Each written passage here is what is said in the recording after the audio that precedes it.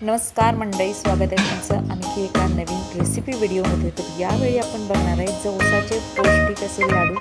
खूप कमी साहित्य आणि सर्व पौष्टिक असे साहित्य वापरून आपण हे जवसाचे लाडू बनवणार आहे. तर पहिल्यांदा आपण काय करायचं आहे की हे जवस आहे ना, हे आपल्याला असे भाजून घ्यायचे आहेत. भाजून म्हणजे ते चटचट उडेपर्यंत भाजायचे, जास्त भाजायचे नाहीत, नाहीतर लाडू कडवट लागू शकतात.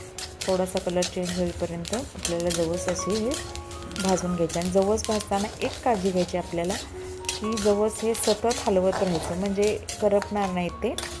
आत्ता माझे हे जवस सगळे भाजून झाले, त्याला मी थंड करायला ठेवले आणि हे थंड झाल्यानंतर मग आपण याला वाटून घेणार. तर हे एकदम पूर्ण थंड करायचे, गरम वाटायचे नाही, कारण हे चिकट होऊ शकतं. म्हणून आपण याला पूर्ण थंड करून वाटून घ्यायचे.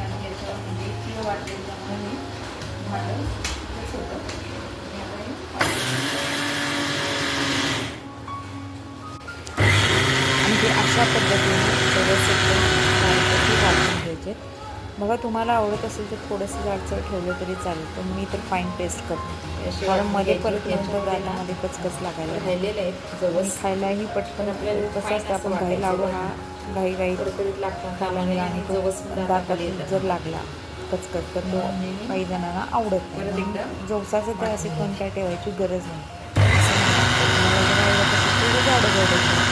पण मी तर एकदम फाईन पेस्ट करते. तर ह्या अशा पद्धतीचे फाईन, म्हणजे एकदम फाईन नाही, पण ह्या अशी पेस्ट करते. तर ही पेस्ट केल्यानंतर ना ह्याच्यामध्ये गूळ पण व्यवस्थित बसतो आणि खातानाही छान लागतं. तर ही बघा, मी सर्व असं जवस वाटून घेतलेलं आहे आणि एका भांड्यामध्ये काढले. त्यानंतर मी सगळ्या गोष्टी ॲड करणार, म्हणजे जे पण मी टाकणार आहे अशा पद्धतीची पहिला जवसाची पावडर घेऊन करून मग त्यामध्ये सगळ्या गोष्टी. त्यामध्ये काय काय टाकणार आहे मी, खोबरं टाकणार आहे सुकं, ते भाजून वाटणार आहे मी बारीक, आणि ते सुद्धा ह्यामध्ये मिक्स करणार आहे. गूळसुद्धा चिरून घेतला आहे बघा, एकदम बारीक चिरलेला हा गूळ आहे. 1 किलो जवसासाठी मी जवळजवळ 700 ते 750 ग्रॅम गूळ घेतला आहे. आणि हे आहे सुकं खोबरं. सुकं खोबरंसुद्धा बारीक वाटून घेतले आणि हे भाजून घ्यायचं. आणि भाजून घेतल्यानंतर परत याची पेस्ट करणार.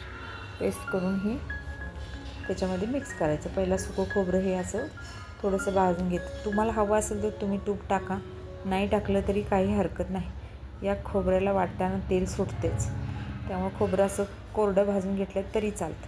व्हिडिओ आवडला तर मात्र लाईक करायला विसरू नका. कमेंटसुद्धा करून मला जरूर सांगा हे लाडू कसे झालेत.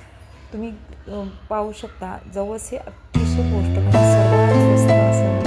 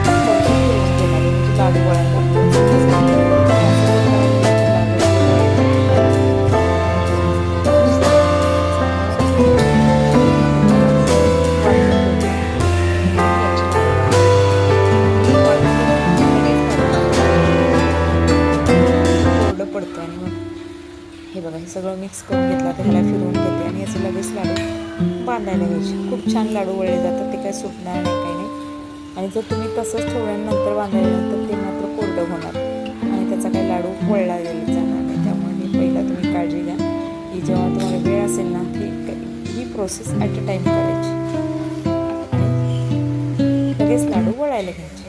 तर हे सगळं मी असं वाटून घेतले आणि ते लाडू बांधायला बसले. मी एकटीच असल्यामुळे मला असं खाली बसावं लागतं. सगळं मिक्स केलं आणि छान असे लाडू बांधून घेतले. रेसिपी आवडली तर लाईक करायला विसरू नका आणि मित्रमैत्रिणींसोबत नक्की शेअर करा. म्हणजे चॅनलला सबस्क्राईब करून ठेवा. छान छान रेसिपी अशा पौष्टिक आणि ज्या मला आवडतील आणि तुम्हालाही आवडतील अशा रेसिपी मी आपल्यासोबत शेअर करायचा प्रयत्न करणार आहे. तर व्हिडिओला लाईक करायला अजिबात विसरू नका. भेटू तर अशा नवीन रेसिपीसोबत. तोपर्यंत बाय बाय. लाडू खाऊन बघा.